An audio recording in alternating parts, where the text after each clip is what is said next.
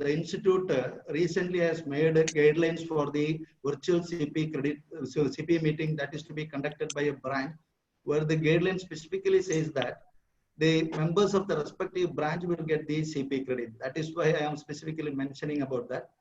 So for getting this CP credit, our treasurer Dinesh sir has made a Google form that we have hosted in the Kannur CA WhatsApp group. What I am requesting all the members participating in this meeting is that please fill that form. It's a very simple form where you have to mention your name, membership number, and just make a yes or no whether you belongs to Kannur branch or not. Whatever may be the situation, all the members watching this program, I'm welcoming all of you.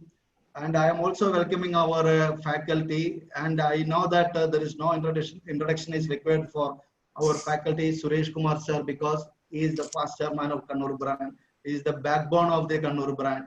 And he is an authority on income tax. Everybody knows that he is an authority. And one more thing I have to mention is that during the this lockdown period, he becomes the expert in the technology also. Why I am saying this? Because he has made a lot of webinar during this lockdown situation. And 2-3 seminar, I came to know that, or I could see that he is instructing the host that this is the way that you have to share the PPT and everything. So I'm sure that he is an expert in technology also nowadays, and this lockdown situation very well helped him to become a technologist, apart from the expert in the Income Tax Act. Over and above, I'm sure that with the cooperation of all the members and the viewers of the Kannur branch, we could manage more and more seminars during the coming weeks also. On Friday, we are going to have a very good session again on companies new scheme 2020, the fresh start scheme 2020, and the latest companies developments under the Companies Act. The faculty is Mr. C.S. Sean from Ernakulam, and one session by our own past CS chairman Joman K. George regarding the new normal. That will be on 30th, that is on Saturday. And first week of June also, we are planning for 2 sessions. One is by CA V. Pattabhiram from Chennai, and the topic is yet to be approved by the institute. And apart from that, one relating to the new financial reporting. I have not finalized the topic, but the session may be handled by our Chennai faculty, Chinnaswamy Ganeshan. So these are the plan for the next 2 weeks. Today, I know that almost means the topic we are going to discuss is section 68 to 69D and 115 BBE, which is relating to the cash credit and undisclosed investment, etc., etc. We have got very good faculty, that is our own Suresh sir. So I am welcoming Suresh sir for this webinar of the Kannur branch of SARC of ICAI sir. And I am also welcoming all the viewers to this afternoon session. And for the next 2 hours, I am requesting all the members to mute your voice so that there should not be any disturbance on the part of our disturbance to faculty by delivering the topic. And I think it is better that if any doubt is there in the last 15 or 20 minutes, we can share or as per the advice of our faculty, whatever may be, how the doubts can be raised in between or at the end, that will be elaborated by the faculty itself. So I'm welcoming once again all the viewers and Suresh sir, and over to Suresh sir for the session. Thank you, sir. Thank you.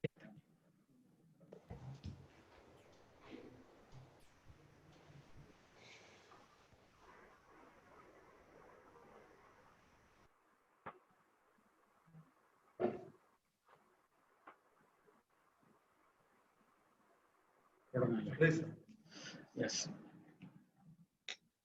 Thank you, Mr. Chairman.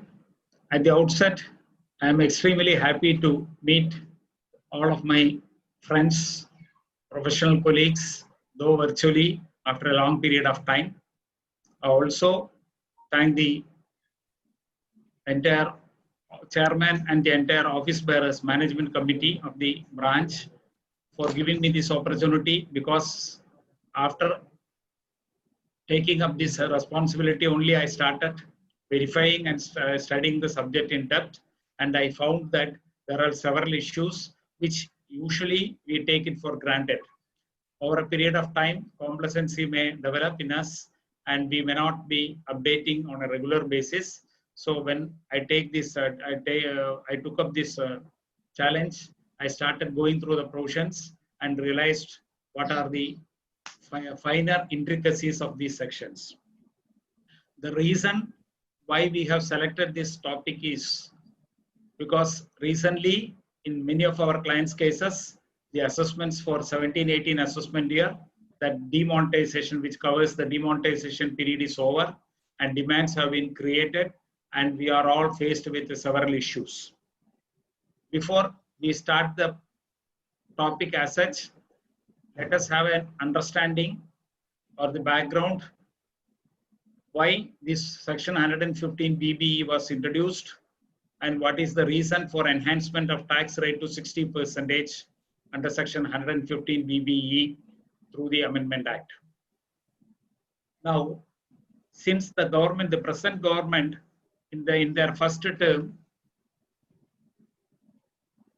was elected, they have made a series of provisions with the intent or enactments with the idea that they should be able to bring back all the black money situated abroad, as well as try to regulate the black money that is circulating in India. As a measure, they have taken different steps, different enactments were made, and we will find that the first amendment they have made is in section 269 SS, where they want to reduce the incidence of cash transactions. They introduce a provision that in respect of immovable property transactions, the government that it is in immovable property transaction, the major black money is involved. So they made a provision by adding that even in the case of immovable property transactions, 269 SS will be applicable. They also amended the provisions relating to the Prevention of Money Laundering Act, the Black Money Act, and as well as they also came out with a income disclosure scheme. As per the income disclosure scheme, the amount of tax we have to pay was 30% plus 7.5% interest and 7.5% penalty, totaling to 45%. Now, that was available from June 2016 to September. Now, immediately after all these amendments, we were all surprised when our Prime Minister came on TV on 8th November 2016 at 8 p.m. and said that from that moment onwards, the 500 and 100,000 rupee notes will not be of legal tender. They were demonetized. So the government thought that at that point of time, the total money being in circulation, cash in circulation being about 15.41 lakh crores of rupees, a substantial amount they may be able to will not come back to the economy, will not come back to the bank, and to that extent they will be able to reduce the circulation of black money in the market. But unfortunately, what happened to us, as all of us know, about less than 10,000 crores only did not come back, and by remaining entire amount came back.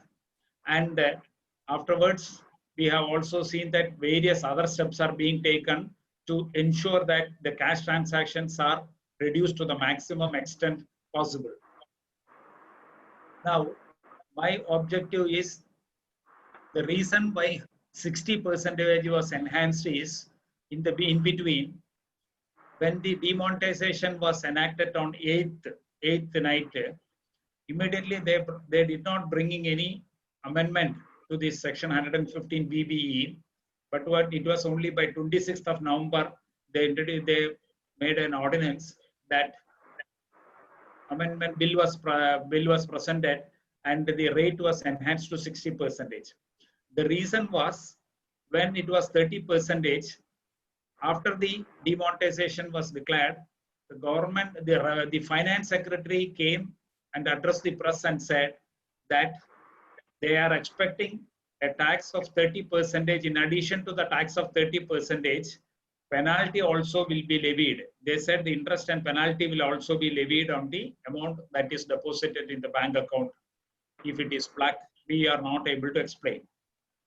But later on, experts started giving opinions, and the government also got convinced that under the then existing provisions, it may not be possible to levy penalty, because during the current year, we are declaring the income voluntarily in our return of income and paying 30% tax thereon.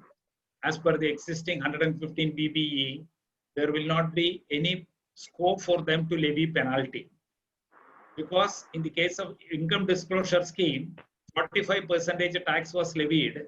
Now people who are coming under the regular scheme, under the regular provisions existing then, they need pay only 30%.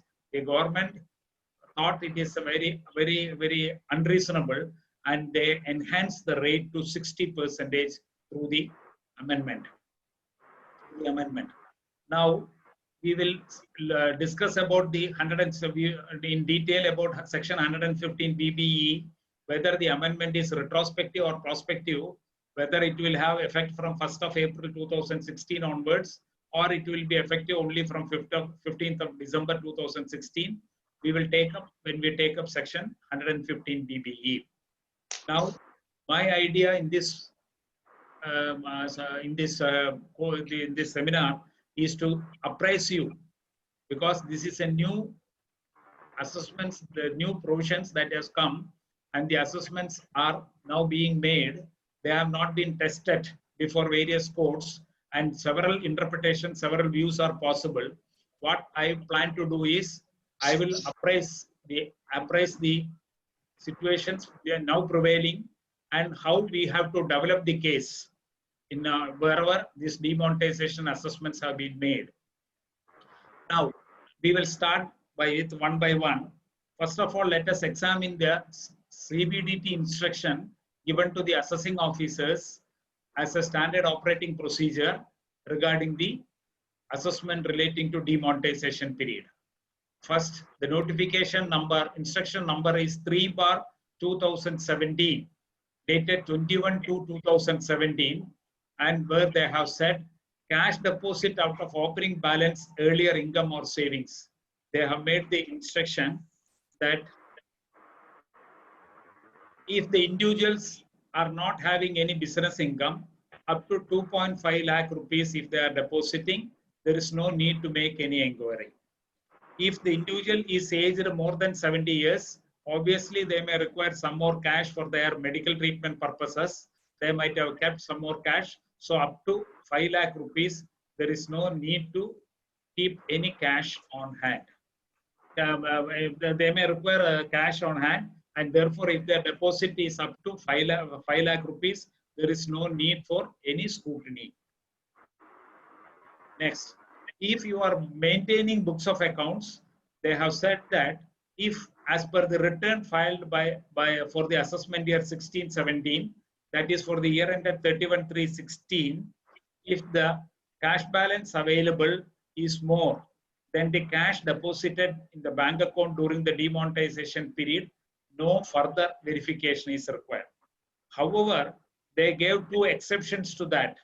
In case the assessing officer is of the view that the return file is by revising the return, it is a revised return whereby the cash balance has been enhanced, or the transactions have been backdated if they have got some information, prima facie information for suspecting these two things, they can, even if books of accounts are maintained and there is cash balance, they can verify in detail. Next.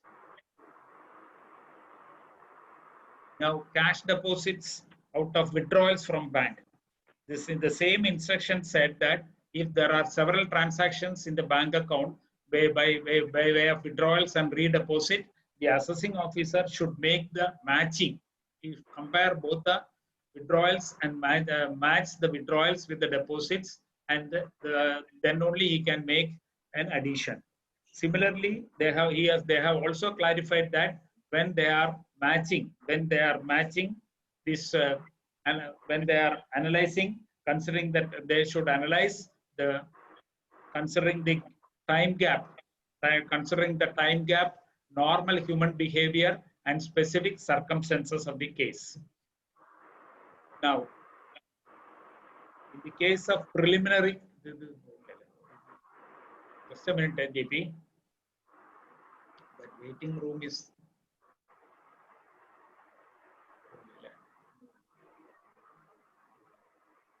Okay. All right. Right. Now, okay. Now, they have also in that standard operating procedure, they have said there can be a preliminary suspicion of inflation of cash sales or fictitious sales in the following cases. If there is an abnormal jump in the cash sales for the year, for that demonetization period compared to the earlier year, there is abnormal jump in percentage of cash sales to unidentifiable persons. Next.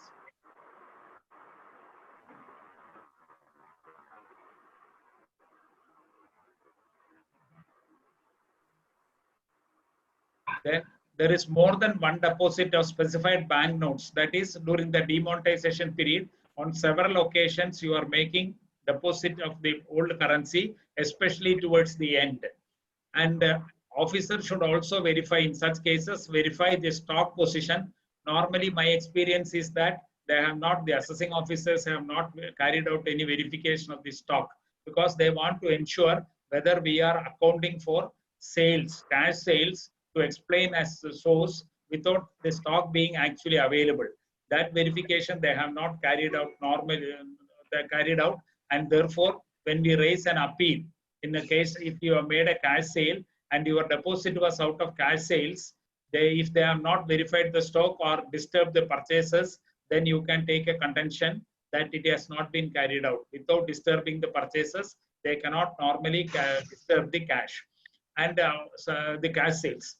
Similarly, transfer of deposit, they have also been instructed to verify whether you are depositing amounts in the bank account and transferring the amounts regularly to some other account, so that they want to verify whether there are any type of benami transactions being carried out. This being an instruction given by the assessing by the board, by the CBDT to the assessing officers, you can always take a contention when you are taking up the appeal that if any of these things have not been properly adhered to or complied with by the assessing officer, it is against the accepted principles of law, and the CBDT instructions are binding on the assessing officer. And you should, if you have not taken any grounds in your appeal already filed, you should always raise an additional ground of appeal. Now, the second issue is, there are 3 Supreme Court decisions relating to demonetization assessments. You will be surprised to see that there are Supreme Court decisions when I say, because already the appeal, the assessment is just over and the first appeals are pending. How can there be a Supreme Court order? Actually, the Supreme Court orders the cases relates to the demonetization which was carried out on 12th of January 1946. 1946, before this act itself has come into operation. So on 12th of January 1946, what happened was, from that day onwards, 1,000 rupee notes were demonetized. So in that, relating to that demonetization, there are 3 celebrated Supreme Court decisions. These decisions are relating to earlier period, 46, 47, 48, those years. The principles that have been applied in these decisions will be applicable for the current demonetization also. So let us examine these 3 decisions in detail. The first decision of the Supreme Court is in Mehta, Parikh and Company 30 ITR 181 Supreme Court. What happened in this case was the assessee, the demonetization took place on 12th of January 1946. The assessee deposited a sum of rupees 61,000 only plus, but please do remember it is 1946. So 61,000 rupees in the bank account. The assessing officer verified and he found that the cash balance available on 31st of December 1945 was 18,000. Now the amount he has deposited in the bank during the demonetization period was 61,000. So what he did was he verified the transactions after 1st of January 1946 to 12th of January 1946, and he concluded that if 61,000 rupee note is to be deposited, entire sales from 1st of January to 12th of January ought to have been carried out in cash, and that too by accepting 1,000 rupee notes only. So he said it is unbelievable, but nevertheless, consider the fairness of assessing officers at that point of time. He said, I will accept 31,000 rupees as available to you and balance I will add. So he added 30,000 rupees and the matter was taken to went up to the Supreme Court. Now we will discuss about the second decision of the Supreme Court because the principles involved in both these decisions are the same. In Lalchand Bhagat Ambikaram's case, 37 ITR 288 Supreme Court, the issue was the cash, if the amount he deposited in the bank account was 2.91 lakhs. So as per his regular books of account, the cash balance available was 20,000 rupees. Then he said he is in the habit of keeping an amount in the Almara. So Almara account, he had kept 2,81,000 rupees, and out of that 3,01,000 only, he has deposited 2,91,000 rupees. In this case, the assessing officer said it is unbelievable, but considering after verifying everything in detail, he said he will accept 1,50,000 rupees and balance was added. So in these two cases, when the matter was examined by the Supreme Court in detail, the Supreme Court finally concurred with the claim of the appellant and said that what the assessing officer has done is not correct because the assessing officer has relied on the books of accounts for accepting the claim of the assessee partly, and he has only partly rejected. That is not permitted, and therefore the Supreme Court deleted both the additions in the case of Mehta, Parikh and Company and Lalchand Bhagat Ambikaram. Now, another decision of the Supreme Court is in the case of Srilekha Banerjee. In this case, the amount that she had deposited was only 51,000 rupees. But the assessing officer said the 51,000 entire her books of accounts were rejected, the cash balance was rejected, and the entire 51,000 was added. So she put a claim before the Supreme Court that based upon the earlier two decisions of the Supreme Court in Mehta Parikh and Lalchand Ambikaram, it should be allowed. But the Supreme Court distinguished her case and said that we are not able to accept because in those two cases, the assessing officer has partly accepted the books of accounts and therefore we have deleted the addition. Whereas in your case, entire book of accounts have been rejected and therefore that decision will not be applicable to you, and they sustained the addition made in the case of Srilekha Banerjee. So what is the principle involved? The principle involved is if the assessing officer in any of your case has not rejected your books of accounts, thereby rejecting the cash balance available as per books of accounts, if they have made an addition, you can very well rely on these Supreme Court decisions and make a contention in your appeals as well. we will examine the cases section 68 onwards in detail. Now, what I am planning to do is we should examine these sections in detail has gained a larger importance now, because if any of these sections are attracted, that 68, 69, 69A, 69B, 69C, and 69D, I will hereafter call these sections as specified sections. If any of these specified sections are attracted, addition is made in your case, invoking these sections, section 115 BBE says the rate of tax is 60%. On 60%, surcharge of 25%, 15%. So put together 75%. On that, education cess of 3 for 2017-18, 3%, now 4%. So another 3%. So the ultimate tax rate will work out to 78%. 78% will be attracted. So earlier, prior to this, that is before this amendment in 2016, we were not largely worried about whether the addition is made under these sections or other sections, because the rate of tax was maximum 30%. So once your income is more than 10 lakh rupees, always your tax liability is 30%. But hereafter, we have to be very, very careful when any addition under section, these 68 specified sections is made, because in that event, automatically the tax rate will jump to 78%.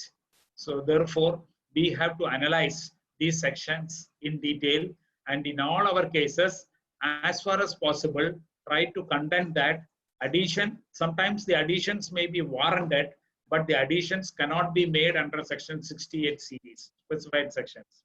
Because if we are able to raise those contentions and succeed, the rate of tax will suddenly come down to 30%. So we have to analyze these sections. In what are situations this will apply, we have to analyze in detail. So let us verify section 68 in detail.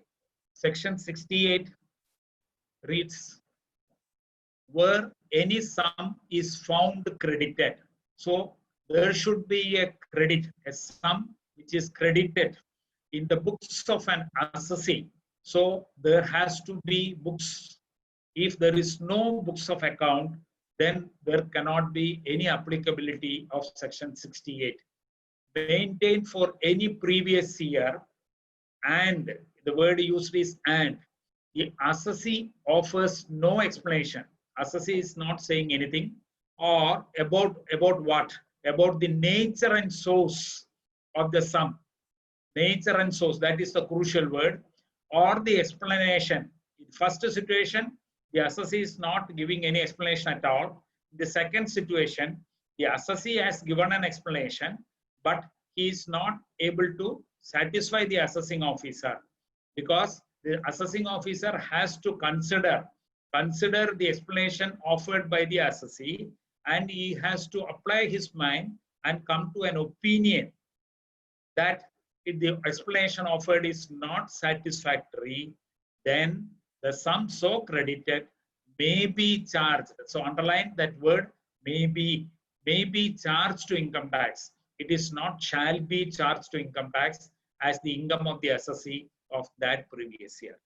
So it is only in a case where all these conditions are cumulatively satisfied, section 68 will be applied. We will examining all these points one by one. Now,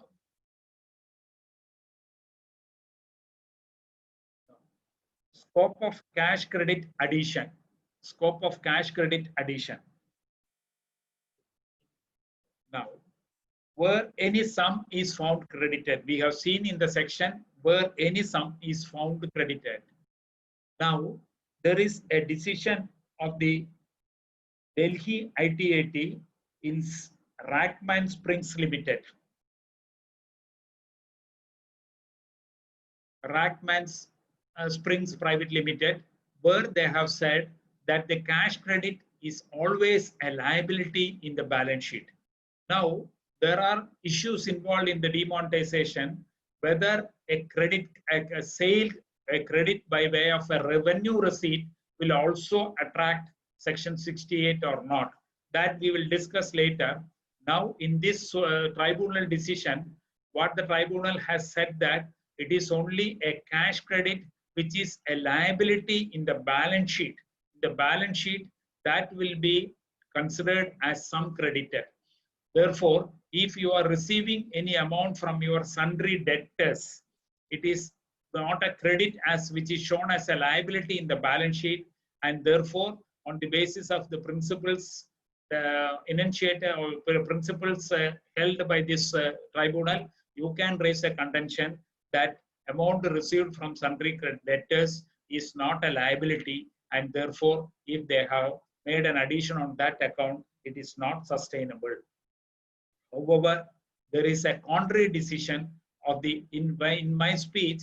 I am not, because these are all not decided issues. So what I would do is I will give you the decisions which I have come across, which are in favor of our appellants, as well as decisions which are against the appellant.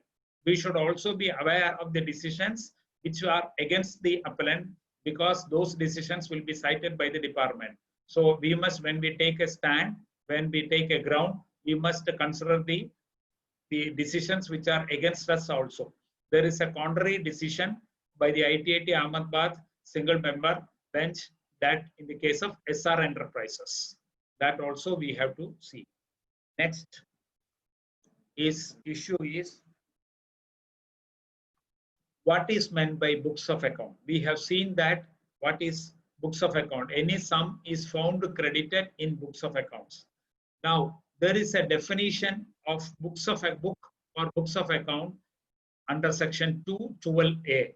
It was not there earlier. They have included now. Book, the definition reads as under. It is an inclusive definition. Book or books of account includes ledgers, day book, cash book, account books, and other books, whether kept in the written form or as printouts of data stored in a floppy disk, tape, or any other form of electronic magnetic data storage device. So fundamentally, the last 3 points are the manner in which you are keeping, but the first item is, first line is important: ledgers, day book, cash book, account books, and other books. Now, the issue is whether these items, whether a diary is a book of account, books of account for the purpose of section 68. The Nagpur High Court in Mugundam's case, AR 1940 Nagpur 44, said that diary is not a books of account. Diary is a noting made by you, and it is not as on a day-to-day basis, and there is a possibility that sometimes you will tear off pages from the diary, and it is not a bound and all those things. Therefore, it is not a books of accounts. Now, the principle enunciated by the Nagpur High Court was reiterated by the Supreme Court in B.C. Shukla's case 3 SCC 410. So, in that decision, the Supreme Court said, B.C. Shukla, all of us must be knowing, is the ex-central minister. So there was a raid, CBI raid and all. Connected with that, there was an addition made in his income tax assessment based upon diary found from his premises. That the addition was knocked off by the Supreme Court, saying that diary is not a book of account. So if in the case of a search or survey, some diary is found and the addition is proposed to be made invoking section 68 on the basis of entry, a diary, treating the diary as a book of account, you can cite this decision of the Supreme Court in B.C. Shukla's case. Now, the second issue, diary, let us keep it aside for a time being. Let us look at loose papers. Whether loose papers are books of accounts, the courts have held that loose papers are not books of accounts. So in a survey or search, any loose papers are found and some unaccounted or transactions are reflected in those books of account, those loose papers. Based upon those loose papers, they cannot make an addition under section 68, as books of account is essential for the purpose of making an addition under section 68. In the following cases, that is Ahmedabad bench in Prarthana Constructions, relying on the Supreme Court decision in VC Shukla's case, said that loose papers cannot be treated as books of accounts for section 68 purposes. Identical, these principles were accepted by the Bombay bench in SP Goyal's case, as well as the Delhi ITAT in Sharat Chowdhury's case. 55. Whenever I am mentioning TC, it is taxman.com. I am referring to taxman.com, page number 324. Now, another interesting aspect relating to books of account is there is a decision of the Bombay High Court in the case of Sheraton Apparels. Sheraton Apparels, 256 ITR 20, where the issue involved was whether parallel set of accounts. There was a survey in their premises, and associative search in their premises, and parallel set of accounts were found at the time of search. So one set of accounts, the assessee said, this is parallel set of accounts which I am preparing, I am maintaining for the purpose of keeping track of the unaccounted transactions. For the purpose of filing the income tax returns and preparation of the accounts, I am maintaining the PACA set of accounts. Therefore, under the existing provisions of 271(1)(c) explanation 5 at that point of time, there is a provision that if you are maintaining your regular set of maintaining books of accounts and entries are made in the books of account prior to the date of search, you will not be liable for a penalty inter alia subject to certain conditions. Therefore, the assessee, the assessment additions were made by the department on the basis of the parallel set of accounts, and when the matter went to the Bombay High Court relating to penalty, the assessee contended that when books of account is defined, when books of accounts for income tax purposes will include parallel set of accounts maintained also, because parallel set of accounts is also books of accounts. Now, the Bombay High Court examined this issue, and the Bombay High Court held that just because you have maintained another set of books of accounts in which you are recording the unaccounted transactions, we cannot say that that set of books of accounts is also books of accounts for income tax purposes, and therefore they have said parallel set of accounts are not books of accounts. Therefore, when a case where any diary or other second books of accounts are found, you can rely on the Bombay High Court decision in Sheraton Apparels case in 256 ITR 20 and take a contention that the parallel set of accounts is also will not be books of accounts, and therefore its section 68 addition will not be warranted. So in a case where any unaccounted transactions are found, if they are being assessed under the head business, the rate of tax will be 30. But if they are assessed under section 68, it will be assessed under section, it will be assessed to tax at the rate of 78%. Therefore, it is in this contest, you raise a contention that parallel set of accounts is not books of accounts. So 68 is not applicable in my case, as books of accounts is not maintained, and the addition is not based on the books of accounts. The parallel sets of accounts will not be books of accounts on the basis of this decision. The chairman told me, in the initial stage asked whether questions can be asked in the end or it can be asked in between. I would prefer that I will cover all these aspects and we will have the questions at the end, so that most of your doubts may be cleared during the course of deliberations itself, so that the questions will be only questions which are not covered in the deliberations can be discussed in detail. Next. Now, as I said, bare reading of section 68 will clearly reveal that without books of accounts, no 68 addition can be made. So this principle was confirmed, was held by the Guwahati High Court in Anand Ram's case 223 ITR 544, and again by Srimati Shanta Devi's case 37 Taxman 104. So these two decisions clearly spells out, as in the section where reading of the section is also sufficient, that books of account is essential for making an addition under section 68.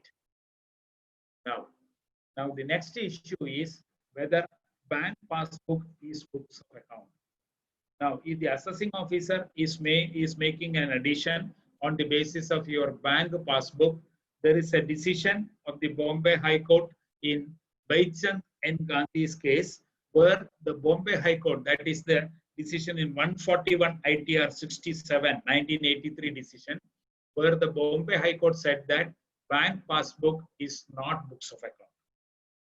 The relationship between yourself and bank is that of a debtor and creditor, and they are giving this passbook as an acknowledgement for the debt owed by them to you, and it is not a books of account maintained by the assessee, and therefore based upon the bank passbook you cannot make an addition under section 68. To the same effect is the decision of the Delhi ITAT in Jenna Goyal's case also, which I have cited here. Same principle was upheld by the Delhi ITAT again in Jagadish Prasad Sharma's case. However, there are two contrary decisions on this issue. In Sudhir Kumar Sharma's case, 46 TC 340 Punjab and Haryana High Court, and Arun Kumar Muchala 399 ITR 246 Bombay, they said that if the assessing officer is making an addition on the basis of bank passbook under section 68, it is valid. In other words, they have said that bank passbook can also be treated as books of account for the purpose of section 68.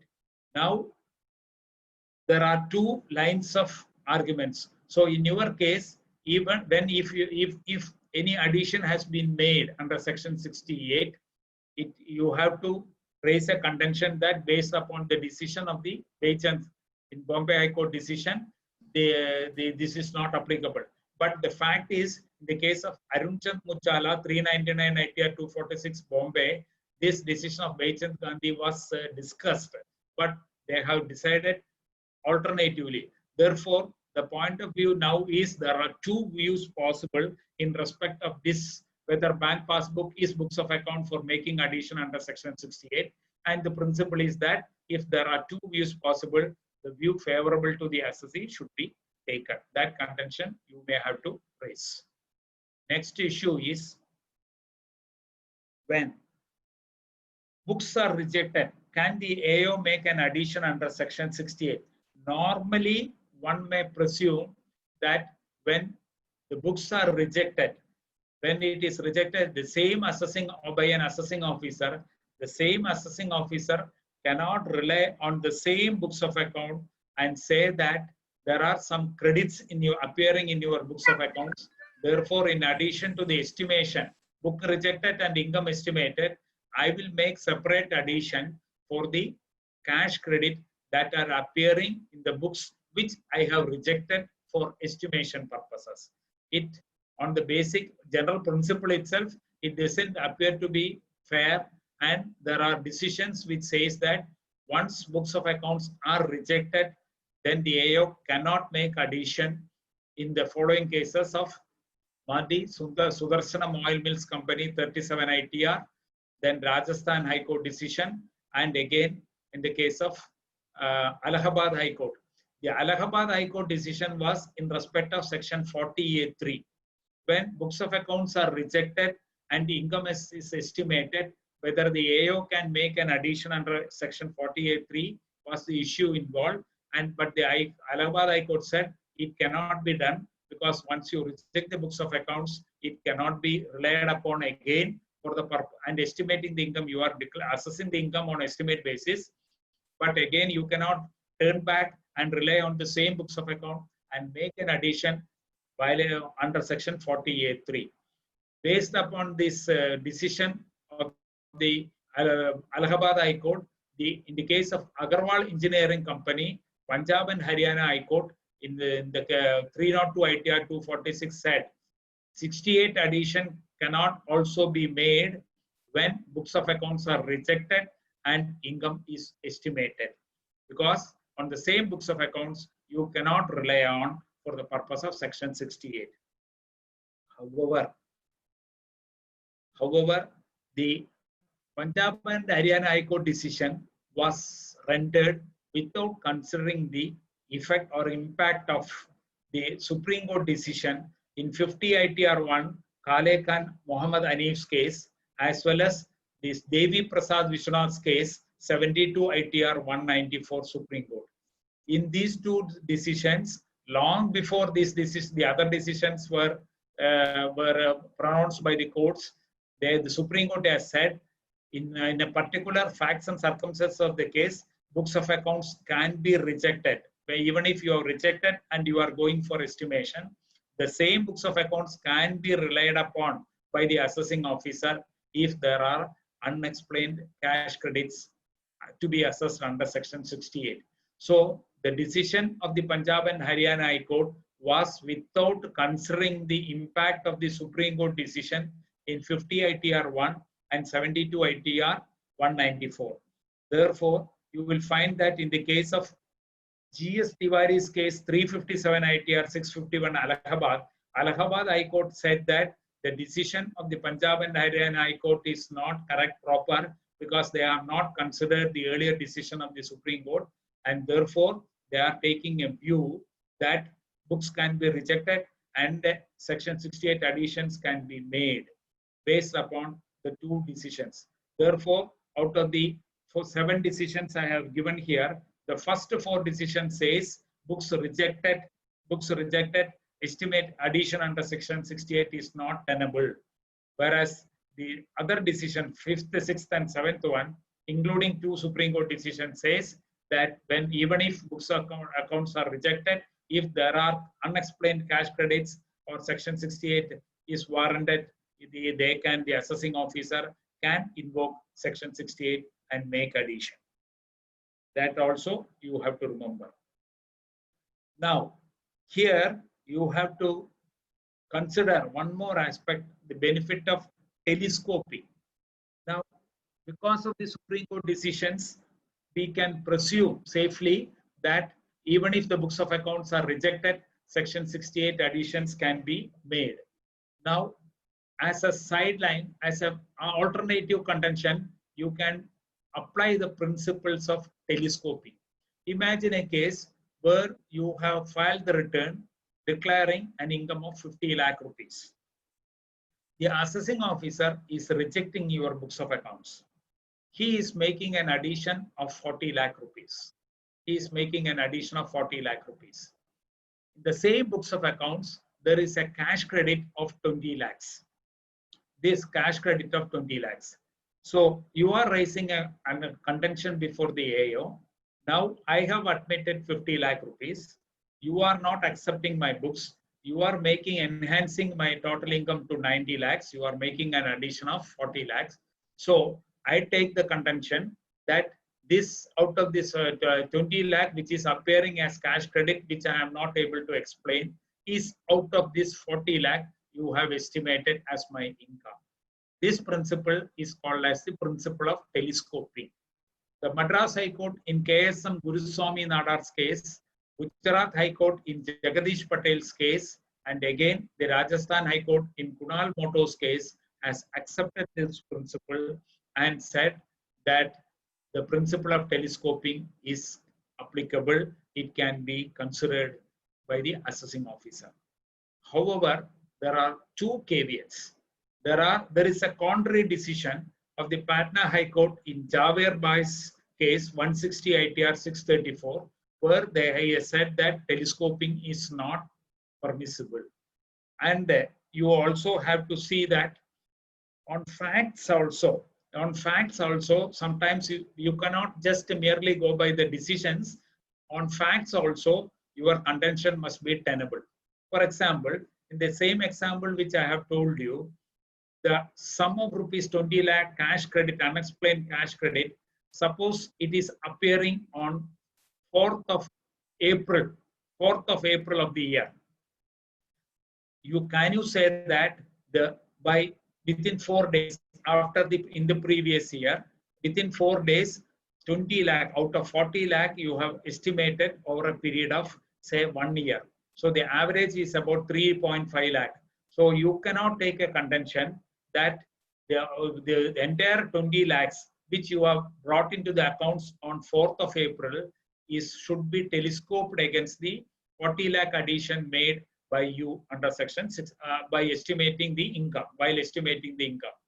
But at the same time, if the credit is appearing after 6.5 months or so, that is in December, January, February, etc., at least you can take that, you take this 40 lakh as on a proportionate basis, and to that extent of at the rate of 3.5 lakh rupees per month. So by within 6 or 7 months, I could have. So no, you don't have to adduce evidence and all those things. On a reasonable preponderance of probabilities, you can say that I could have earned about 20 lakh rupees within 6 months, and therefore you are eligible for, you can make a contention towards telescoping. So it is not merely the law which you have to apply blindly, but you should also look into the facts and see when the principle of telescoping is asked for, is claimed. Next. The next issue is previous year. Now we go to demonetization. One of the contentions we have raised is that this is out of the cash I have deposited during the demonetization period, is out of the cash balance carried forward from earlier year, opening cash on hand, which was carried by me throughout the year, and by 8th of November it was available. It is that cash I have deposited. Section 3, we have said, we have clearly mentioned that the previous year means financial year immediately preceding the assessment year. Now, the Delhi High Court in the case of CAT versus Usha State Agricultural Farms has held that if there is a creditor appearing on the first day, last year itself, it cannot be treated as income and assessed to tax under section 68 for the year, because for 68 to be applied, the condition is section where reading of the section says in the previous year. So the credit must be in the previous year. It is not relating to the earlier year. If it is relating to the earlier year, it cannot be assessed to tax. Now, in the following 3 decisions, Delhi High Court in the case of Kulwant Rai's case 291 ITR 3636, Calcutta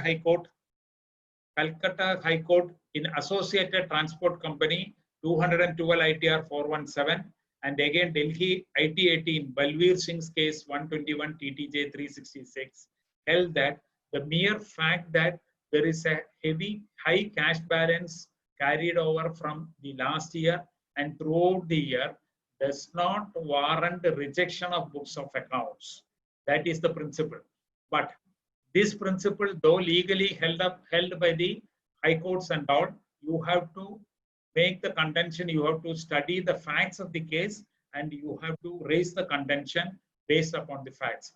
However, if the assessing officer is merely proposing to reject your books of accounts on the ground that there is a heavy cash balance available, you can raise the contention, and they have made addition in demonetization assessments, excluding or rejecting your claim for carry forward of cash balance from earlier years. These 3 decisions you can cite, and you can take a contention based upon these 3 decisions. Next. Now, the next issue is the cash balance in the demonetization period. In many of the cases, we have the assessees have raised by way of cash sales. Being a cash sale, the issue is whether in such cases you are liable to maintain complete details of buyers. Because normally in cash sales, you will not be having the details, because unlike in the case of a credit sale, where you want to locate the debtor and collect the amount subsequently, there is no requirement for you to trace out the buyer in the case of a cash sale, and therefore the Bombay High Court has held the case of RB Jasaram Fatehchand Sugar Department CIT 75 ATR 33 that in such cases the address of the buyers are not required. So the Bombay High Court decision has clearly stated that whenever you are effecting cash sales, details of the buyers are not required to be noted. So merely because you have not noted the details of the buyer, the assessing officer cannot say that cash sales is not acceptable to him. The same principle was upheld by the Delhi Tribunal in Kishore Jarambai Kania and Himachal Pradesh. Himachal Pradesh High Court in JMJ Essential Oils. It is a contrary decision where the Himachal Pradesh High Court, considering the facts of the case, where heavy cash balance, heavy amounts were deposited towards the end of the year, the Supreme Court, the Himachal Pradesh High Court suspected the genuineness of the sales, and they have made the addition. So this is a contrary decision, and they have said that they on the basis considering all the facts, they are holding that the sales accounted are fictitious, and therefore they are rejecting the contention.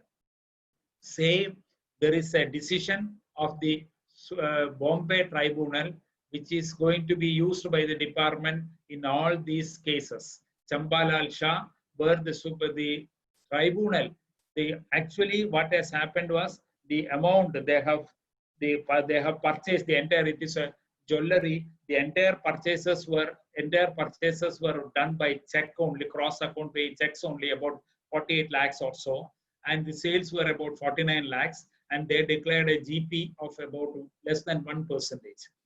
Now, the assessing officer rejected the books of accounts, and he said he made a detailed inquiry, and he said the entire sales are not verifiable. They are all fictitious. He wanted to invoke the Money Laundering Act and all, and it is all fictitious and bogus. The transactions are not genuine. Upon coming to such a finding, the assessing officer made the entire amount of 49 lakh being the sales as addition under section 68. The matter went to the CAT appeal. CAT appeal held that this is not correct because sales have already been accounted, and therefore again assessing is not correct. What he said was, CAT appeal said, however, the GP of 1% declared by the assessee appears to be low. He will enhance it to 5%.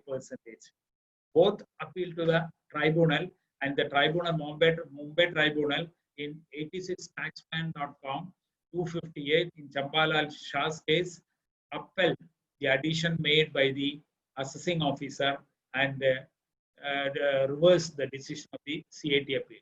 So this decision is going to be used by is likely to be used by the department whenever the sales, they are contending that the sales you have recorded is fictitious. So we may have to say that it is not fictitious. We may have to adduce basic evidences to substantiate, not by way of address and all those things, by way of details to contend that the sales are not fictitious.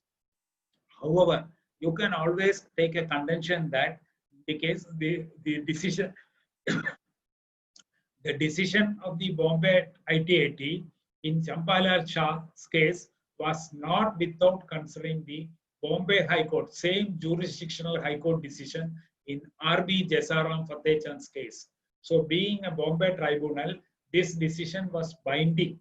This decision was binding on the Bombay tribunal.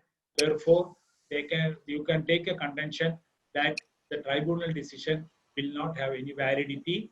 But if the facts in your case are identical to the facts that are prevailing, that are obtaining in the case of Chambalal Shah, you will have to take a call. That will be very difficult for you because of this decision. That also you have to remember. Next issue is when you are raising a contention that the cash deposited during demonetization period is out of cash sales. Cash sales.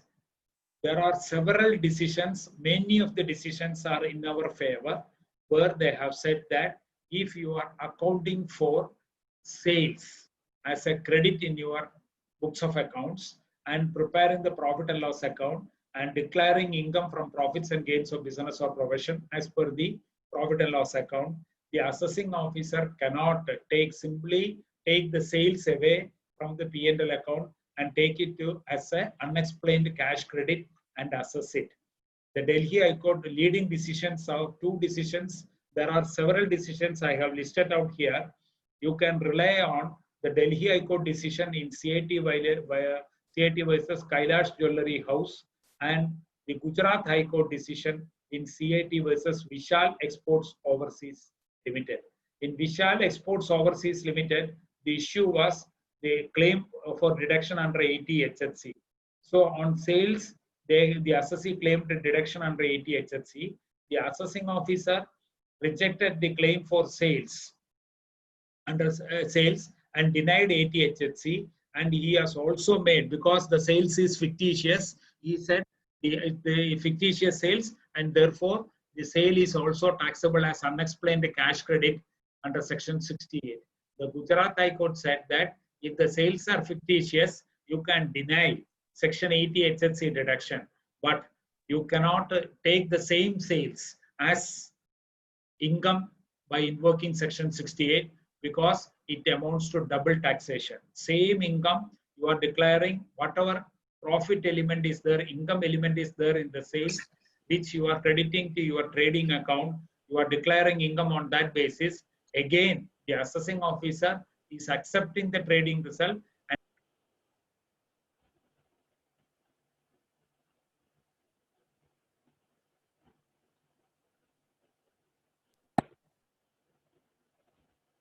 The assessing officer, Chairman, Mr. Chairman, am I audible?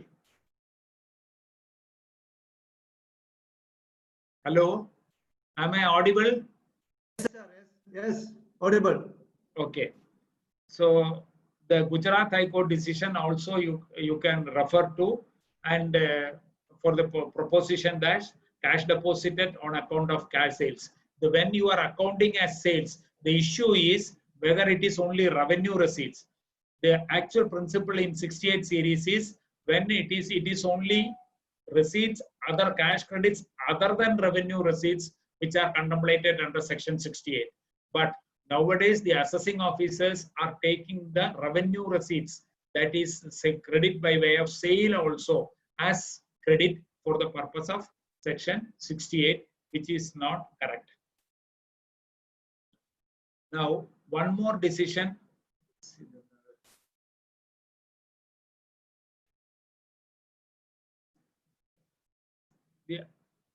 I am citing several decisions here. All these decisions, I am giving the PPT to the chairman. Everybody can take it. And I am going to the last, that there is a decision of this Supreme Court in Devi Prasad, 72 ITR 194, where the Supreme Court has said, if the assessee is able to prove that the income has been declared once, already declared once by way of sale, the same sale cannot be treated as unexplained cash credit, assessed to tax under 68 again.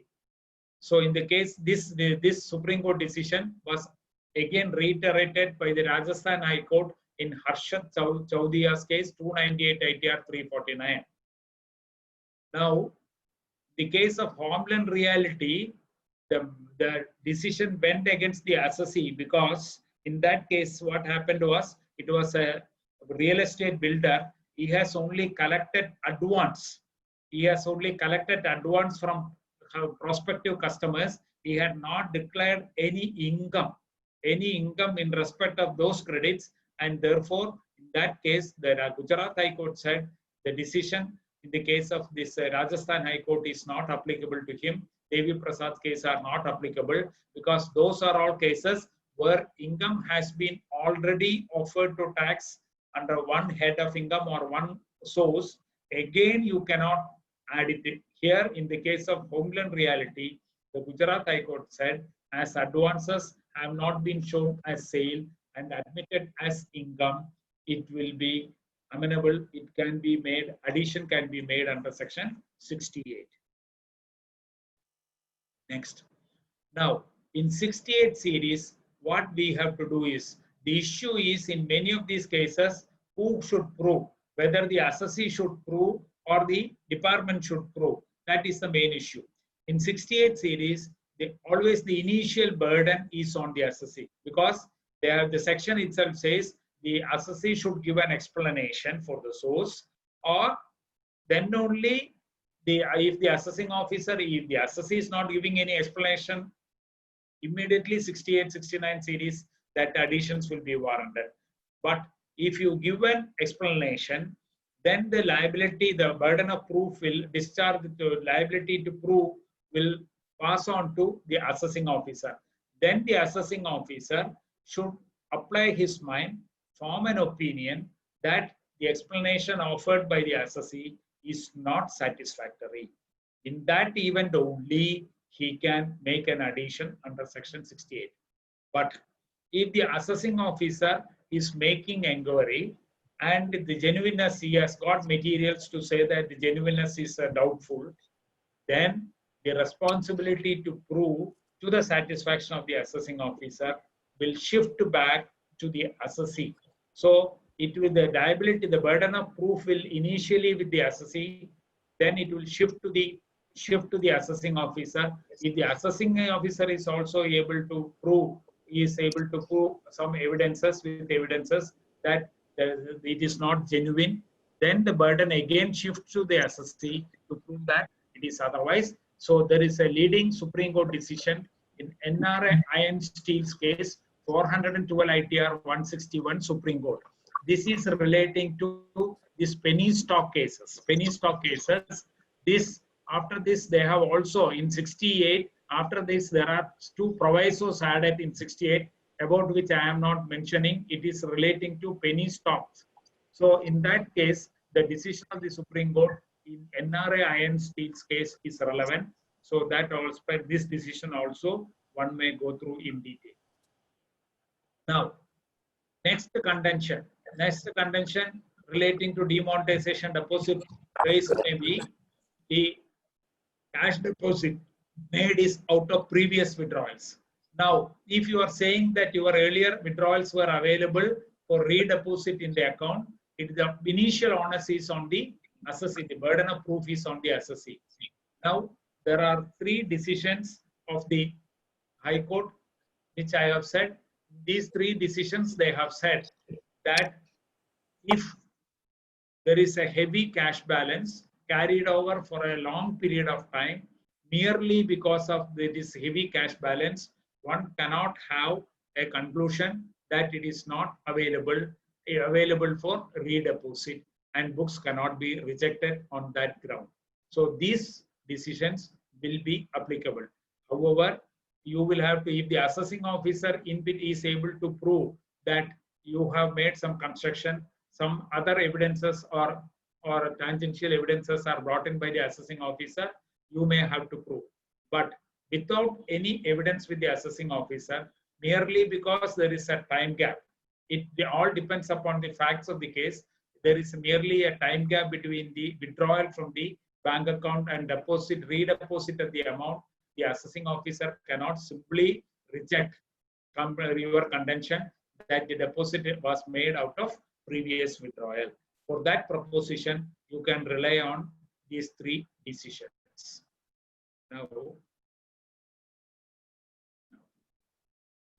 next, in 68 cases,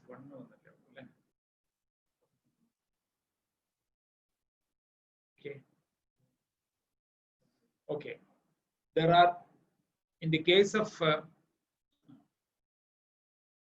in section 68, they have also used the word in the opinion of assessing officer not satisfactory. You may, all of us must be aware of the decision of the Supreme Court in CAT versus P. Mohangala, normally the department uses these decisions to hold against the assessee.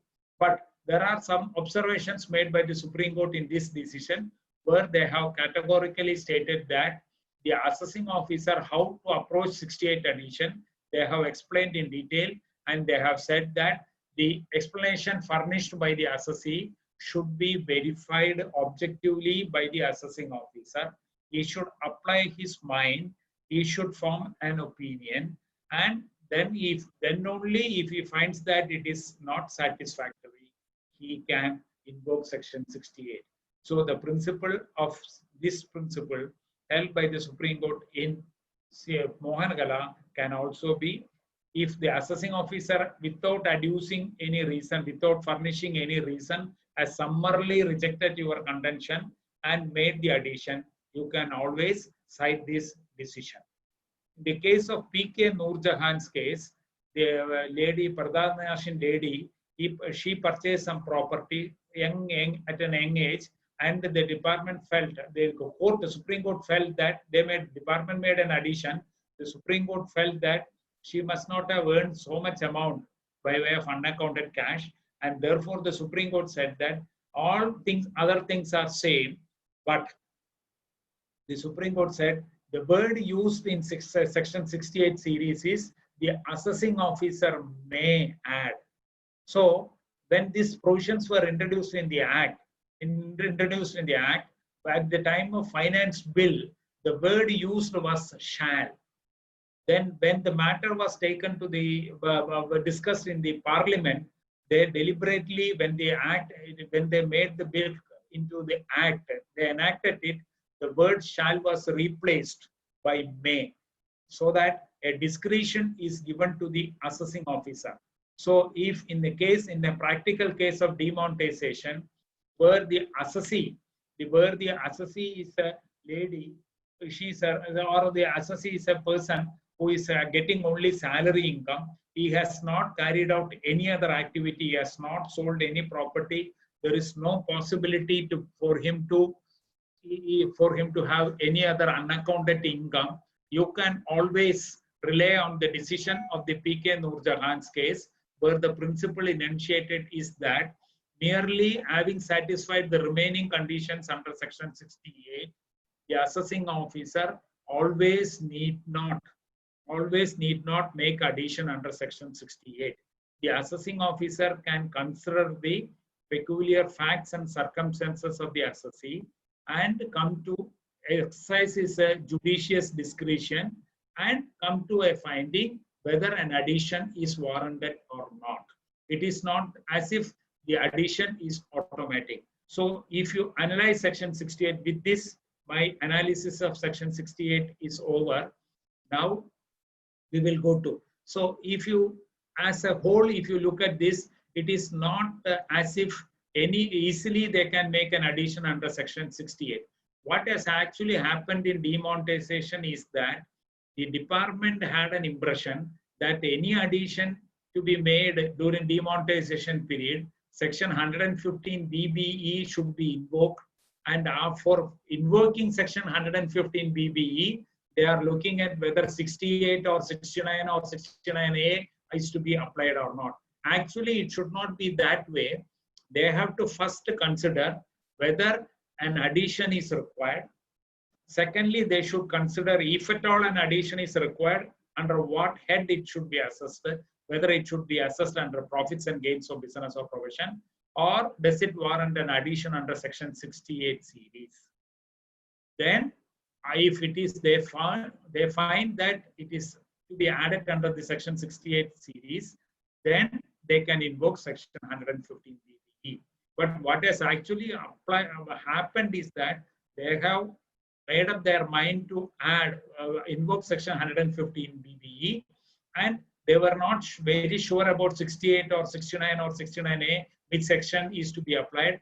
There are some orders I am made to understand that in North India and some places, they have said they have made in the assessment order, they have said this addition is made under section 68 or 69A or 69A, as the case may be. So they have not verified the facts or the applicability of the section properly. They have summarily made the additions and invoked section 115 BBE. So there can be several situations where an addition may be warranted, but the additions will not be need not be made under section 68 series. So that aspect also we have to consider. Don't jump to a conclusion that as and when an addition for demonetization is required, immediately these sections will be invoked and the rate of tax will be 78%. So if you are able to prove addition is required, for example, we will discuss a case where in the case of a real estate builder, some unaccounted transactions are found during the course of a survey and additions are made. So whether the addition is required as business income or the addition is required as an unexplained investment, all those things, we have to test. We have to test on the basis of these provisions. Now, there is, I have cited a Supreme Court decision towards the end of this this paper, that there is a decision where they have said if any credits, any investment, etc., is coming as part of the day-to-day books of account maintained during the course of business, it is a business receipt. If it is a business receipt, it is taxable under section 28 as business income and not as unexplained investment, and thereby you may be able to reduce the rate of tax from 78% to 30%. So this aspect you have to consider in detail. Please also bear in mind that these sections are going to be invoked here also by the assessing officers at will, because whenever they make an addition here, the rate of tax will be substantial. Now we go to section 69. So already 4:30. We will take next 15 minutes or so. I will conclude. I will speed up. I will conclude. Then we can go for the question answer session. Section 69 deals with unexplained investment. We will compare almost all the provisions are similar. Now in 68 it is the previous year. Here in 69 it is the financial year. The assessee has made investments which are not recorded in the books of account. So if you have accounted your bank account in your books of account and the assessing officer is making an addition under section 69, 69 is not applicable, because 69 says which are not recorded in the books of accounts maintained by the assessee. So if it is recorded in the books of accounts, it is not liable for addition under section 69. So unlike 68, 68 says if there is a sum credited in the books of accounts. Here it says an investment which are not recorded in the books of accounts. That distinction you have to remember. And the last line also, it is named if all these are found by the assessing officer, the value of investment may be deemed to be. It is not mandatory for the assessing officer. So maybe the decision of the Supreme Court in P.K. Noorjahan's case, which I have already told you, is maybe relevant here. Now, section 69A deals with unexplained money, etc. Here also, here the assessee is found to be the owner. The assessee should be found to be the owner. Assessee should be found to be the owner of money, bullion, as bullion, jewelry, etc. And it is not recorded in the books of accounts. It is not recorded in the books of accounts. So these two conditions. So what is meant by owner? There is a decision of the Supreme Court in Chuharmal's case, 172 ITR 250 Supreme Court. In Chuharmal's case, what happened was Chuharmal he was caught by the customs authorities with several watches, foreign watches. So the value of these watches, they wanted to assess under section 69 as unexplained. Now, the Chuharmal made a contention that I am in possession of the watches, but I am not the owner of the watches. So the matter went to the Supreme Court, and Supreme Court said there is a presumption in law that if you are found to be in possession of certain things, you will be deemed to be the owner, and therefore the addition was said. So it is not a legal ownership, all those things is required. It is only a subjective satisfaction that you are the owner. Some evidence that you are the owner, even possession, alone is also sufficient to invoke this 69A addition. That aspect has to be seen. Now, 69B. 69B. 69A is over. 69B.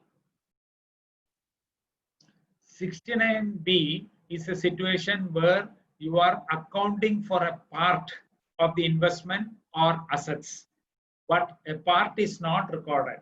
So, if the value which is in excess, of the amount recorded in the books of accounts will be treated as. So, you will find that in all these cases, what is required is you have to prove the source for these investments. So, if source you are not able to explain, which are not recorded in the books of accounts. So, here also books of account is essential. Books of recording in the books of accounts. The other two cases, 69, 69A, not recorded in the books of accounts. Here a part is recorded, a part is not recorded. Then that amount, the difference amount will be deemed to be income of the assessee. Now, an interesting issue arose when a property was purchased in one case and section 5626 was applied. That is, the value of the property shown in the document was less than the fair market value. Under 56.210, the difference will be treated as income. Now, in such cases, whether 69B can also be invoked, because for the difference, you can say that you have recorded. Suppose a property worth 1 crore rupees, I am purchasing for 70 lakh rupees. 70 lakh rupees. So, for 56.210 purposes, the fair market value of the property is say 1 crore. So the balance of 30 lakh rupees, 1 crore minus 70 lakh rupees, may be accessible in my hands as gift from non-related persons under 56.210 under other sources. Now, can the assessing officer say that the amount you have recorded in the books of account is only 70 lakhs? The value of the assets you have acquired is 1 crore. So the difference 30 lakh is also taxable under section 69B. So alternatively, instead of 56.210, where the rate of tax is 30%, can he invoke section 69B and say that you have to pay 78% tax? The case of this issue was decided in favor of the assessee in the case of Global Mercantile Private Limited 157 ITD 924, where the ITT said for 69B purposes, the presumption or deemed consideration under 56.2 is not applicable for 69B. For 69B purposes, the assessing officer should prove that actual investment has been in excess of the amount recorded in the books of accounts. Then only it can be invoked.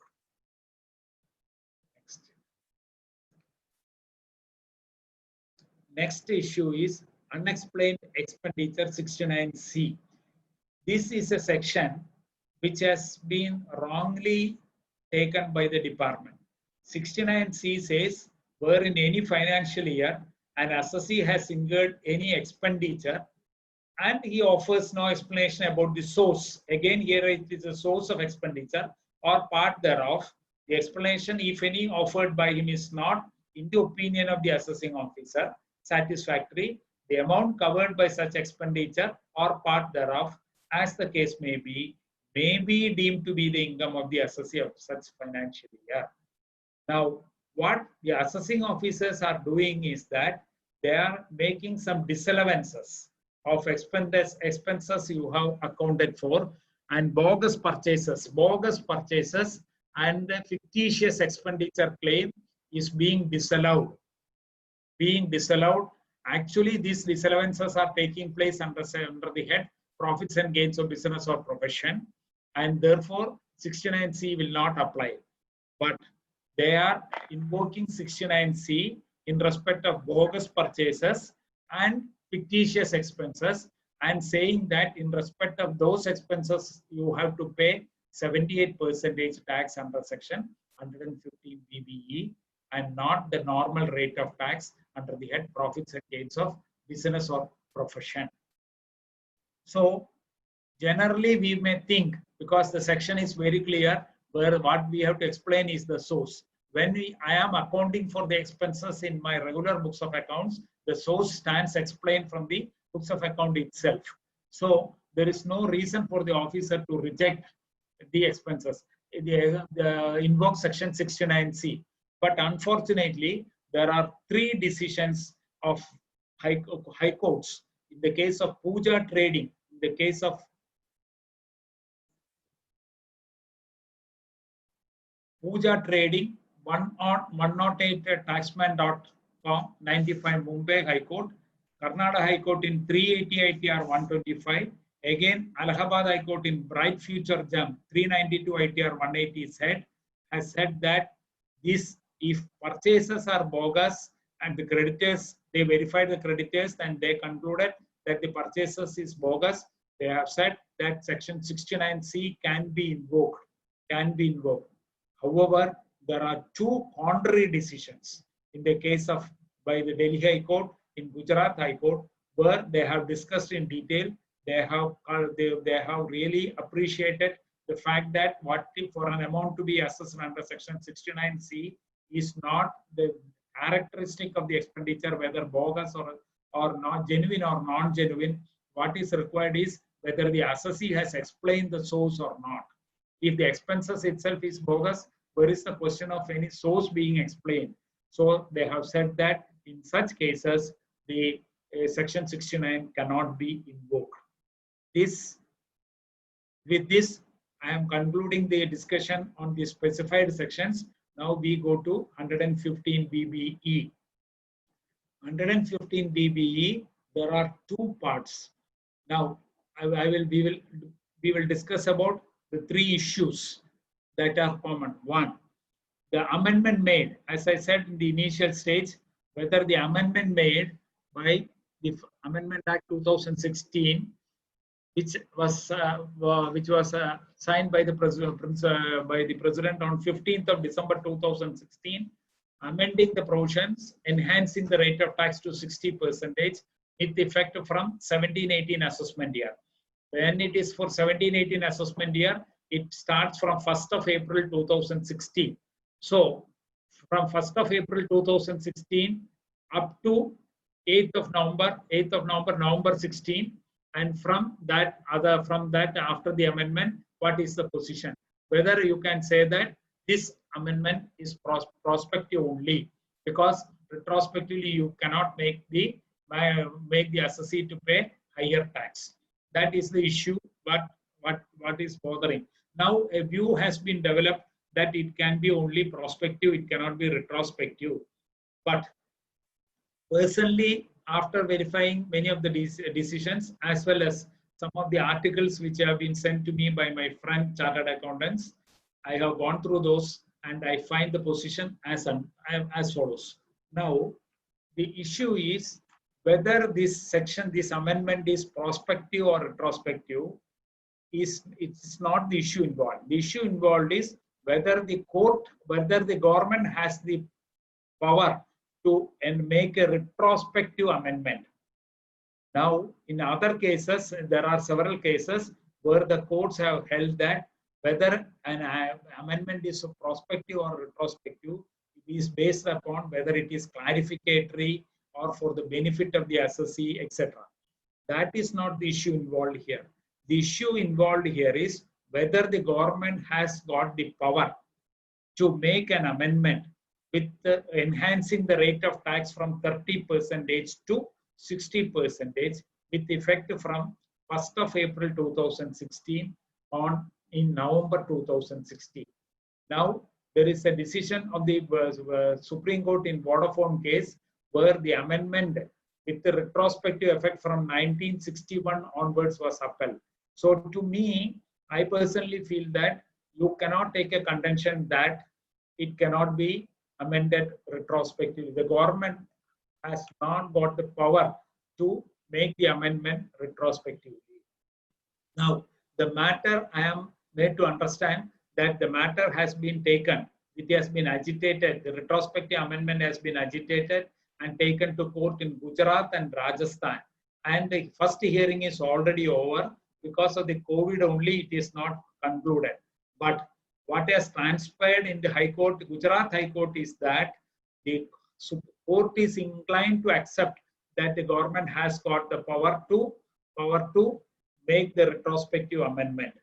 But the second contention they have raised in Gujarat High Court was that the rate of tax is ex-appropriatory. It is 78% and all those things. On that issue, the High Court has asked the Department of Revenue to make submissions. That is being pending. So the point here is that it can be effective from 1/4/2016 onwards. But the article which my friend has, Srijit, our member Srijit, and my friend Padmanabhan, chartered accountant from Palakkad, has sent me yesterday. It says that as far as suppose it should take a case, because the objective why this retrospective amendment was brought is to tackle demonetization cases. Therefore, what the authors of that article has said is that for a period pertaining to prior to 8th of November, suppose there was a survey in one particular case in April or May, and the assessee has declared some additional income. At that point of time, he would have declared the additional income, considering that the rate of tax is 30%. But due to the subsequent amendment, he has been asked to pay tax at the rate of enhanced rate of 78%. Whether this is permissible or not, the authors in that article, what they have highlighted is that in such cases there can be a contention that it is not permissible, because as far as in the earlier decisions, when the retrospective power of the government for retrospective amendment is upheld by the court, they have said that for what purpose the retrospectivity is applied is to be looked into. Here in this case, it is for tax evasion, to check tax evasion, retrospective, that is the objective of the government, and therefore it will be sustained. For demonetization cases, according to that author, they say it may not be possible. You can take a contention in all survey cases carried out during the year between 1st of April 2016 till 8th of November 2016, you may be able to raise a contention. That, however, it is these are all in the initial stages of discussions. We do not know what is going to happen. So in your arguments, in the grounds of appeal, in the appeals you have filed before the CAT appeal, you have not taken a contention. Please give an additional ground of appeal. Say that it is retrospective. This decision, therefore, the rate of tax should be less. You can take a contention on that line also. Now, the second issue is, can I continue for 5 more minutes, Chairman? Sure, sir. Sure. Now, the second issue is whether an addition made under Section 68 series is a headless addition, whether it is taxable under any of the heads of income, or can you say that it is a headless addition. There is a decision of the Gujarat High Court in Fakir Mohammad's case, where they have said, Gujarat High Court has said that additions made under Section 68 will not fall under any head of income. These are all outside the heads of income, because we know that each head after 56, had it been 68 comes after this 56, 59 other sources, therefore it will not fall in any head of income. But this is the decision the department is relying upon for making additions under 69 series. Now, the Supreme Court has said in the case of DP Sandhu's case 273 ITR, there is no addition, no income which is headless. Income has to fall under any of the 5 heads of income. Therefore, 68 series of additions has to be made normally under 2 heads of income, either under the head profits and gains of business or profession, or under the head other sources. If you are maintaining regular books of accounts for your business, and the genesis of the addition, the reason for the addition is the books of accounts of your business, it is out of your business activities, it is business income. it will attract only 30% rate of tax. It cannot go to other sources. It cannot be taxed under other sources. Other sources they are taxing because it is not spelt in any other provision. So 56(2), they are invoking and saying that income which is not taxable under any other head will automatically fall under other sources. So if it falls under other sources, there is one more difficulty which we will discuss the next point. Now, the DP Sandhu's case was again accepted by the in this connection. You should also remember there is an old Supreme Court decision in Lakshmi Chand Baijnath CAT versus CAT 35 ATR 416, where the Supreme Court has said that if the credit is appearing in your regular business accounts, there is a presumption it is a business receipt taxable under the head profits and gains of business or profession. This decision can also be relied upon and to contend that your rate of tax applicable, if at all the addition is warranted, is not 78%, but only 30%. That decision also you have to remember. Now, the last point is an amendment made in 2016 that in the case where 115 BBE is applicable. 115 BBE clause 2 says that notwithstanding anything contained in this act, no deduction in respect of any expenditure or allowance was there earlier. Now, or set off of any loss shall be allowed was introduced in 2016. Now, what is the impact of this? Now, if you are having income under the addition, as I said, under 115 BBE will be either under the head profits and gains of business or profession or under the head other sources. Now, if it is under the head other sources, there is no question of any set of losses. If it is under the head profits and gains of business or profession, if it is under the head profits and the addition is in respect of a business, now there can be a situation. The set off is dealt by section 70 and 71 of the Income Tax Act. 70 deals with the inter-source set off and 71 deals with inter-head set off. So, imagine a case where both these are not permissible. If there is a loss under one business and an income which is accessible under the specified sections and from another business, set off is not permissible. Imagine a case, I have a business, I have two businesses. One business has resulted in a loss of 50 lakh.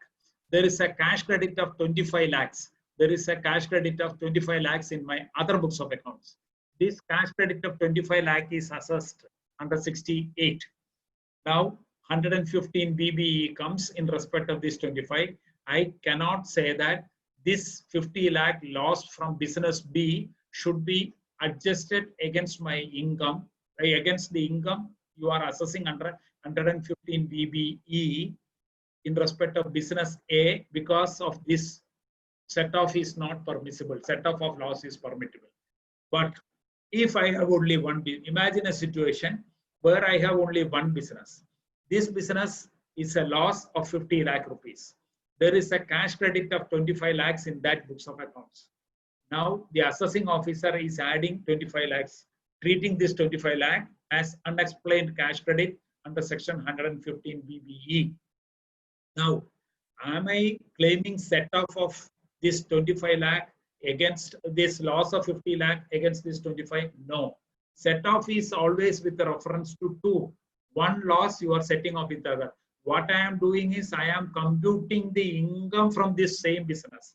When I am computing the income from the same business, it is not set off because the charge under section 5 is on the total income for the year. Total income for the year. So what I am computing is the total income for the year. It is not a case of set off. So in such a case, it may be possible, you can make a contention that this 25 lakh unexplained cash credit should be adjusted against the loss of 50 lakh and therefore it will not suffer any tax under section 115 BBE. So with this, what I would, before concluding, what I would do is, I would request that consider all these, all these additions made in all cases where additions have been made. kindly go through these provisions in detail, verify the section, and if you can raise, you or many of you might have already filed the appeals. If you can raise any new fresh contentions, do raise, because this is a law, this is an issue which is evolving. So we do not know what is going to happen in the future. So always ensure that all your legal contentions on facts and legally, whatever possible, whether even if you feel that it may not be reasonable and all, you make a contention. There is no harm, so that later on, if anything comes in your favor, you will be able to make the claim. Now, with this, I thank the organizers once again for giving me this opportunity. And now, the chairman, I give to the chairman. And if there is any question, I will try to answer questions. Thank you, Suresh sir, for your wonderful and nice presentation on the 69 series. And absolutely, I feel that definitely we may be relaxed a little bit by your positive thoughts on the topic. Especially, you have substantiated with a lot of or bundle of case laws, positive case laws. Definitely, I'm sure that it will be useful to various members regarding the issues that we are going to face regarding the demonetization, cash, and other unexplained investment, etc., etc. Before we conclude, I request the members to, if any questions are there, please put the question in the chat box, or you can unmute and you can ask the questions one by one. And before that, I think two questions I could see in the chat box. One is, I just read that question. A raid was conducted under section 132. During the raid, they have found some documents and concluded that an asset was purchased for 2 crore over and above book figures. Assessee also accepted. The department has issued a penalty under section 269 SST in respect of the amount not recorded in the books. Kindly advise. I think you can also see that query in the last query. Okay. Now, 269, see, it is for cash transactions. Is it for cash transactions? I don't know, sir. Just a query. A raid was conducted under 132. During raiding, they have found some documents and concluded that an asset was purchased for 2 over and above book 4. So unaccounted over and above whether you are able to explain the source for 2 crores. If you are able to explain the source for 2 crores, whether cash or not, you are able to explain the source. 68 series of additions will not warrant. No 115 PBE will be attracted.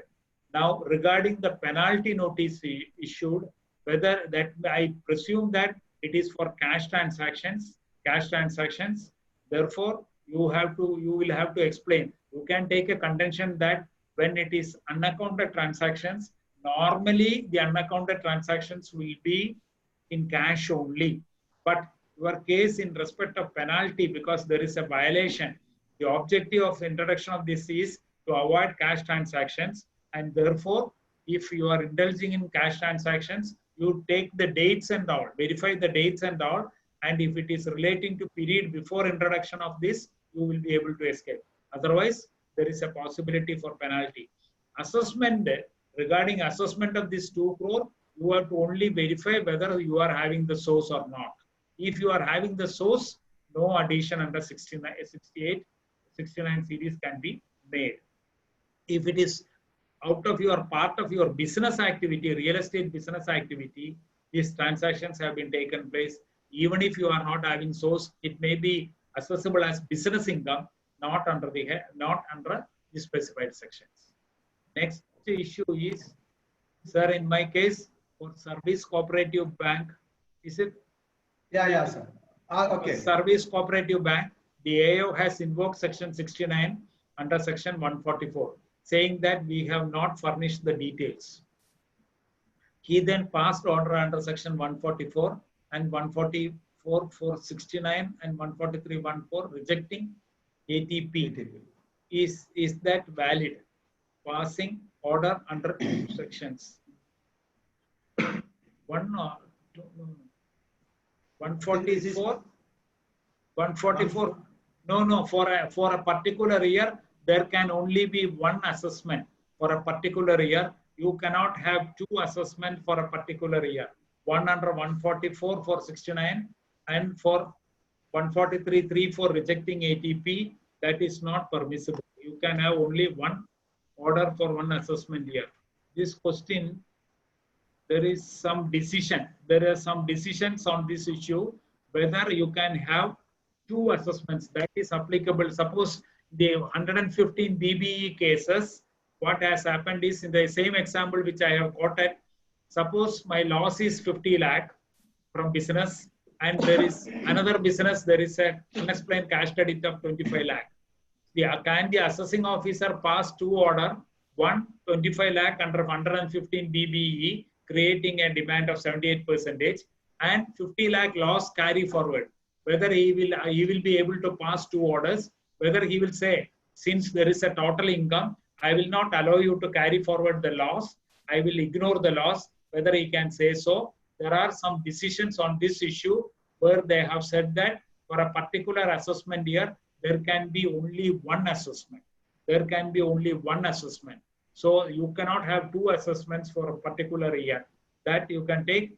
And I don't know who has asked this question. I can give the citation. I can give the citation if you get in touch with me. So one Nitin has asked a question regarding in the case of a private limited company. So you can see that question. Latest. In the case of a private limited company, the loan have been added as income from other source. Loan have been taken for the business and utilized for business only. Your detailed view in this regard. Now, private limited company loans have been added as income from other sources. Correct. Loans have been taken for. Now, the issue is if you are taking a loan, whether you are able to prove the genuineness. In the case of Section 68, three things you have to prove: the name and identity of the creditor, the creditworthiness of the creditor, and genuineness of the transaction. These are the three aspects you have to prove. If you are able to prove these three aspects, 68 will not apply.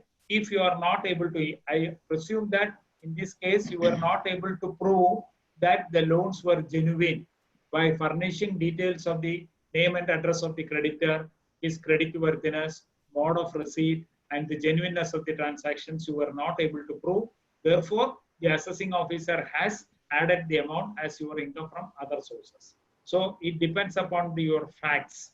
If you are on facts, even if due to paucity of time or other reasons you are not able to adduce these evidences before the assessing officer, and which has resulted in this addition, you can raise all these grounds before the commissioner, and with 46A, additional evidence you can furnish before the CAT appeal, and CAT appeal will call for remand report from this because CAT appeal has to give an opportunity to the AO to verify the evidences now you are adducing before the CAT appeal, as you have not adduced those evidences before this assessing officer at the assessment stage.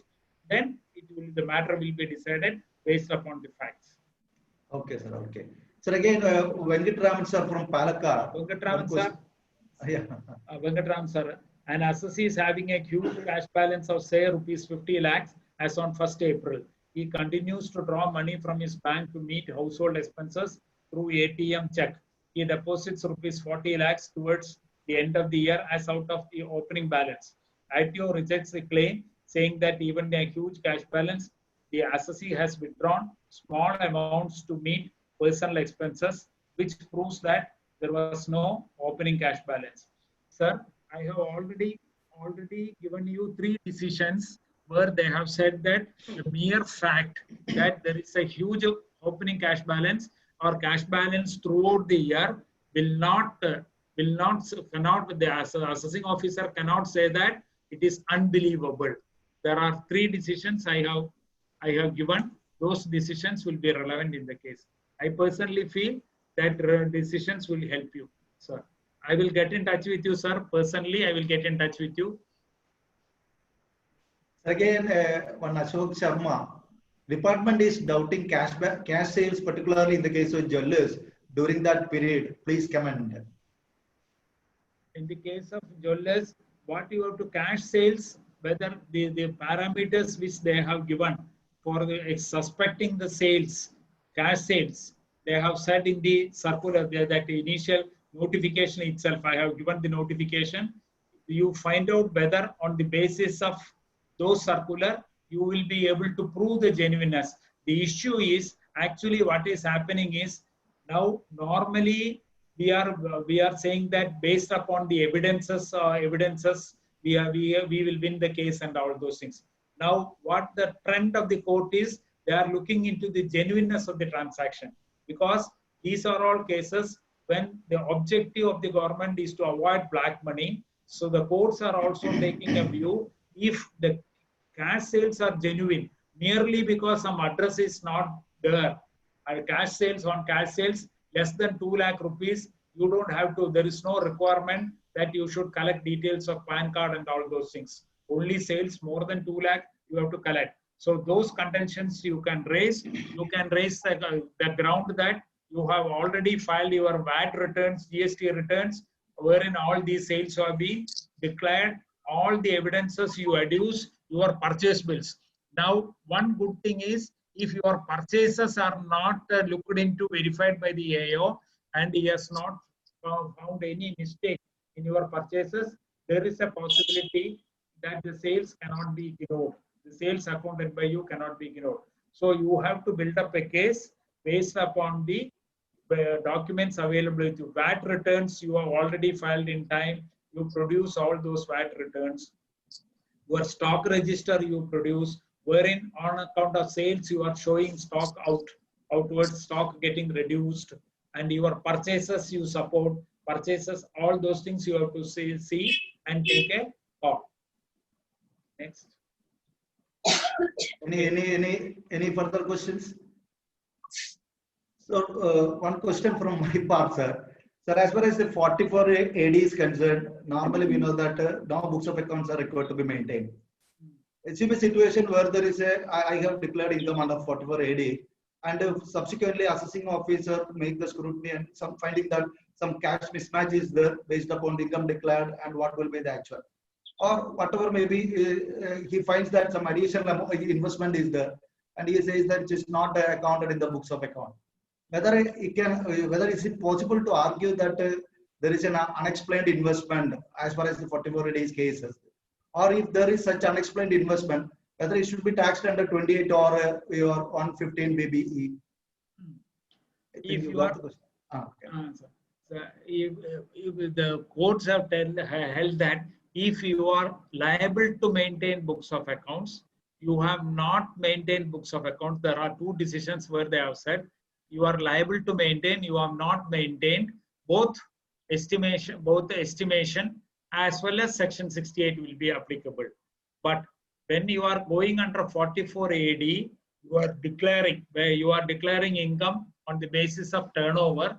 You have your turnover, you are able to substantiate. Income you are able to take, income you are able to prove, and this credit, if you are able to explain from the income you have declared. One point you have to remember here is 44 AD says it is 8% or 6% of turnover, or the income whichever is higher. So if you have declared an income of 50 lakh rupees, if you are saying source for 80 lakh rupees, it may be difficult. But if there are several transactions in the bank account, and if the balance is less, you are also withdrawing that amount. At one point of time, it is there, you may be able to explain. So you may be able to explain the source. If you are able to prove that this account is relating to your business activity, 115 BBE will not be applicable, because for 68 to apply, cash credit you have to apply, books of account is essential. As per law, you need not 44 AD, it's a 44 AD cases, they have said 44A, they have said you need not maintain books of accounts. Where they have to maintain, they have said in that section itself. So Act itself says you don't have to maintain no books of accounts. Therefore, you can take the plea that it is not. But if books are not maintained, if it is outside your business, outside coming out of your more than your business, then you will be liable for other sources. Even if you have not maintained books of accounts, it may be added under section 115. Okay. Thank you, sir. Thank you. Thank you. Similarly, sir, one more. In the case of unexplained investment, assume that the officer has charged based upon 115 BBE. Now, subsequently, if that investment, at the time of selling that investment, assume that a capital gain is rising, what will be the cost, whether that amount assessed by the assessing officer, or since it is not recorded in the books of accounts, whether it will be taken as zero?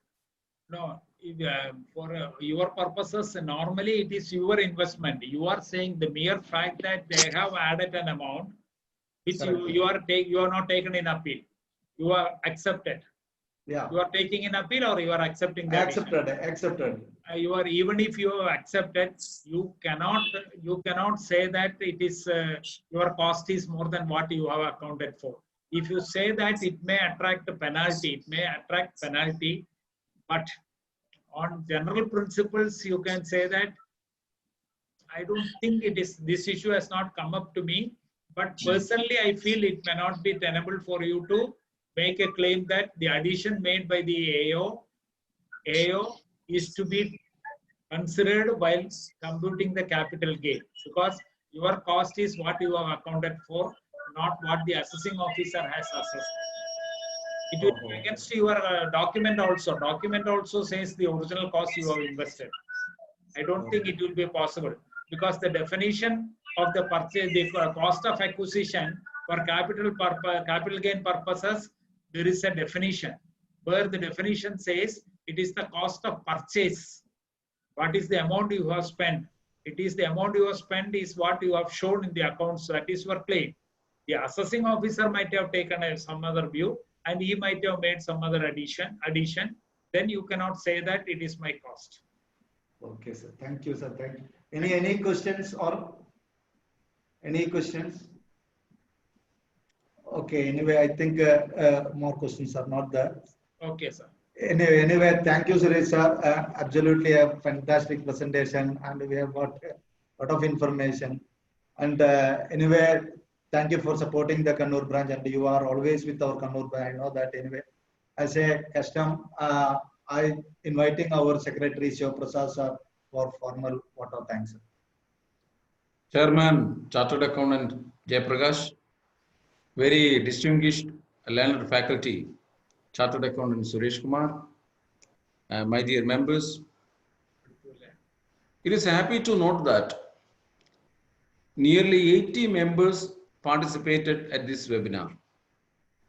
And before entering to my pleasant duty, once again, we would like to remind you that please fill and submit the Google form that you can see at the WhatsApp, Kannur CA group WhatsApp. And please send this Google form to get your CPE credit. As you all know, as our at the initial itself, at the opening remarks, our chairman mentioned that our faculty is very much well versed in income tax, especially income tax, and he has got such an authority in this subject. And you can see always he is so friendly with members, and he is always very happy to share his knowledge with members, especially regarding this income tax matters. Today he has handled the topic in an excellent way, and we all the members are very thankful, very grateful to faculty Chartered Accountant Suresh Kumar for this. For attending this, for participating, for presenting this paper. Thank you very much, sir. Thank you very much. Thank you. And we are very grateful to all the members having taken participating in this seminar, in the webinar of Kannur branch. And thank you all. Thank you. Thank you, sir. Thank you.